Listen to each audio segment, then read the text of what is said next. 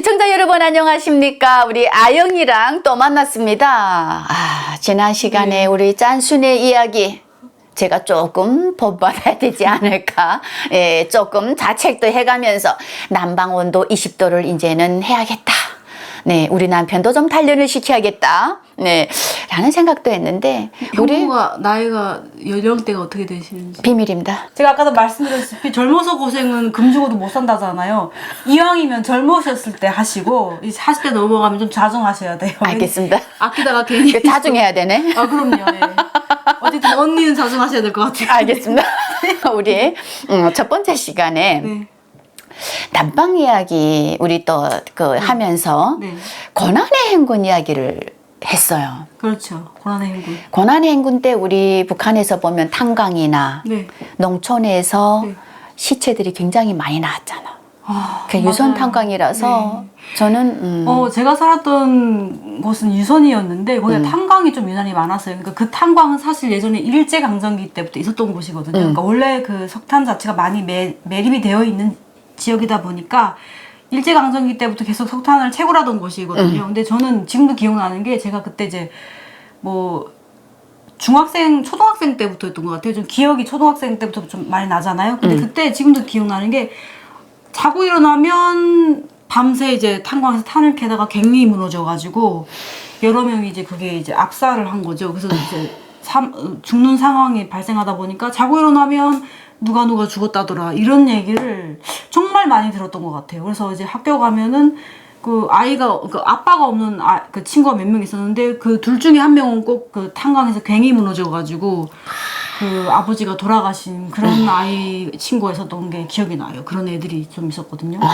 그게 좀 사실 북한이 좀 열악하잖아요. 그러니까 이제 한국 같은 경우에는 뭔가 광석을 채굴하거나 그러면은 안전에도 굉장히 신경을 많이 쓰다 보니까 굉장히 이런 걸 좀 많이 하잖아요. 근데 북한 같은 게 열악하다 보니까 일단 장비도 되게 열악하다 보니까 거의 손으로 손으로 하고 막 곡괭이 이런 걸 옛날 방식으로 하고 이제 그 갱도 같은 걸 팔 때 이게 안전 같은 걸 한국만큼 많이 거의 반에 반도 못 가는 수준으로 하다 보니까 굉장히 이런 사고가 비일비재해요. 그래서 참 그게 좀 되게 그 열악한 상황이었죠. 그러니까 우리도 저도 그 해령이니까 네. 탄광에 출퇴근하는 가족이 네. 있었어요. 네네. 근데 꼭 북한은 그러잖아요. 아버지 직책에 따라서 또 성인은 800g 식량 주고 나머지 애들은 300g 그렇죠. 주고 네. 학교 다니는 친구는 400g 식량 주고 네. 딱 정해져 있죠. 근데 아버지가 없으면 이 식량이 줄어들고 없죠. 네. 아버지가 또 사이에서 얻어 들여올 수 있는 이런 게 없어지는 거야. 네. 그러면 더 열악해지는 거죠. 아빠가 없으면 이제 엄마가 혼자 아이들을 부양해야 되는데 사실 뭐 나라에서 그때 배급은 줬었잖아요. 그 고난의 행군 이전에는 배급은 줬었죠. 저다 보니까 이제 근데 말씀하신 것처럼 이제 아빠가 노동력이 이제 집에 제일 중요한 가장이 없다 보니까 이 부재를 메우는 게 너무 열악하죠. 그러니까 그런 엄마들은 막 소토지라고 하죠. 그러니까 좀 이렇게 그러니까 조금 이렇게 비탈진 산기슭에 이렇게 밭을 일궈서 막 뭐라도 심어서 이제 어떻게 뭐 끼니를 해결하려고 그렇게 하시는 분도 많고, 그러니까 되게 열악하죠. 한국은 좀 그런 경우에 좀 결손가정 이래서 조금 이제 정부에서 좀 지원을 해주려고 그런 시스템이 있는데 거기는 그런 거 잘 없거든요. 그러니까 좀 되게 열악하죠, 거기는. 그러니까 대한민국의 복지는 이거는 우리가 상상 이상인 거예요. 여기는 어쨌든 본인이 노력하면은 어느 정도 물론 이제 기준이 좀 내가 상대적으로 기준이 높게 잡으면 힘들 수 있는데 좀 기준을 조금 낮추면은 그래도 어느 정도 먹고는 사는 사회니까 그래서 그렇지. 그런 면에서 저는 그래도 여전히 한국이 살기 좋은 곳이다 이렇게 생각을 하거든요. 뭐 여전히가 아니라 이런 세상이 있었나 싶었지 우리는. 저희는 너무 지옥을 경험했으니까. 살았었으니까 한국이 너무 천국인 거죠. 야. 천국이죠. 그러니까 그 석탄 하나 캐서 그것도 국가에다 내가 가져오는 게 아니라 국가에다 그 석탄 땔감 보낸다고. 그리고 저는 이제 아무래도 학생 때 탈북을 하다 보니까 학창 시절을 좀 기억하는데 그 땔감 하면은 이제 이게 보통 겨울이 딱 오잖아요. 그럼 한 11월 달부터 학교에서 아예 월동 준비라고 해요. 그러니까 사실 월동 준비인데 좀 더 현실적으로 얘기하면 월동 전투인 거죠. 이게 막 애들을 단체로 막 그때는 공부를 짧게 시키고 오후에 다 산으로 몰아요. 그래서 땔감을 다 해서 이걸 집에 가져가면 그나마 감사한데 그게 아니라 이거를 다 해서 학교에 창고에 쌓아놔야 돼. 왜냐면 학교도 겨울에 추우니까 난방을 이제 난로를 뗐거든요. 그래서 난로를 지필 땔감이 필요하니까 학교에 그거를 땔감을 비축을 해둬야 되니까 애들을 다 산에다가 이게 하루만 가는 게 아니라 그 기간 정해진 거 한 달, 두 달 동안. 그 창고를 다 채울 때까지 그것도 할당량이 있잖아요. 그 마대를 이만한 거 애들이 자기 키만한 마대를 들고 가서 막 솔방울 줍고 나무 껍질을 막 줍고 막 나무 장작이. 나무 장작 뭐 해오고 근데 이게 여기서 끝나는 게 아니라 또 집에 가면 집에 뗄감을 또 해야 돼요. 그나마 좀 이제 아빠가 좀 미리 해주면 좋은데 아빠도 이제 막 출근하고 퇴근하고 바쁘잖아. 그럼 애들이 그것도 남는 시간 가서 또 집에 뗄감을 또 따로 해야 되는 거야. 그러면 애들이 거의 겨울 준비되기 한두 달 전부터 너무 이게 바쁜 거예요. 그러니까 사실 한국에서는 애들이 막 학원 가다가 바쁘잖아요.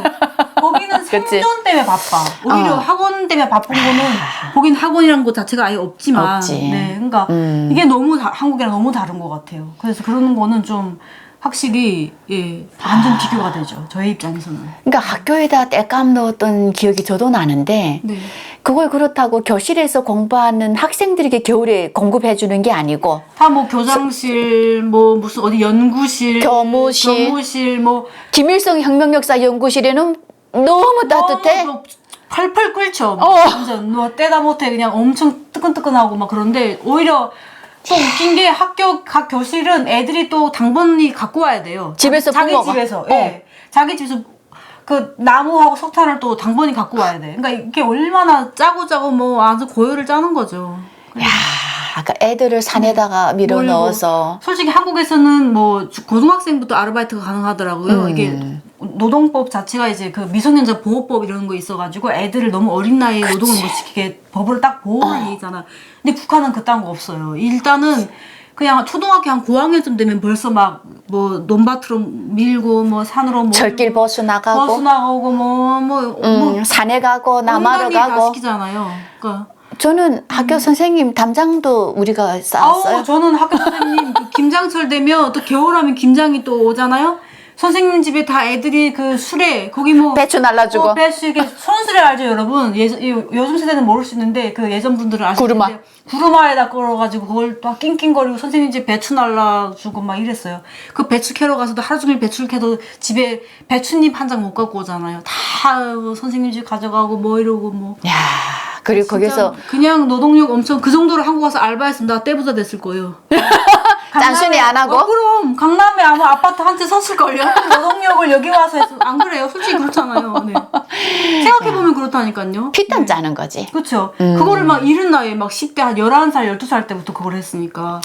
그것만 해요. 저희 학교도 토끼를 키웠거든요. 토끼 풀을 또 무지하게 또 막 가서 또 뭐 뜯어다가 또 토끼 또 그 막사를 또 교대로 또 지켜야 돼요. 또 밤에 애들이. 대한민국 전국 다니니까 산에 나무가 넘쳐나니 어떤 생각 들던가요? 이게 처음에 이렇게 저는 사실 처음에 강의를 할 때 이렇게 차가 없었거든요. 또 짠순이잖아요. 차는 이제 함부로 사면 안 된다. 왜냐하면 함부로 샀다가 유지비가 너무 많이 든다. 그치. 이제 저희 남편이랑 약속을 했어요. 결혼하고 저희가 이제 31살에 결혼했는데 40살 될 때까지 차를 안 사기로.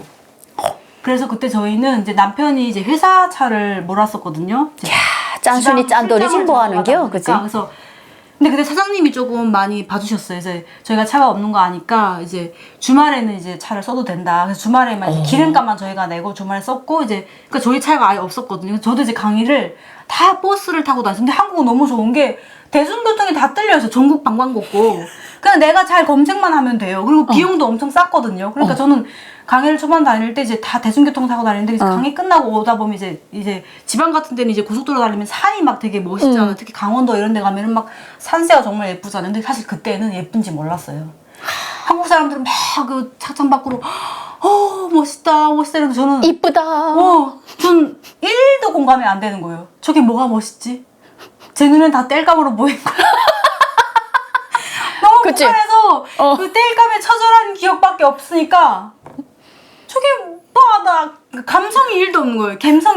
젊은 애들 말로 감성 없어. 그냥 뭐가 멋있다는 거야. 내 눈엔 다 땔감으로 보여. 아우 징글징글해. 이러고 전 아예 고개를 돌려버렸던 기억이 나거든.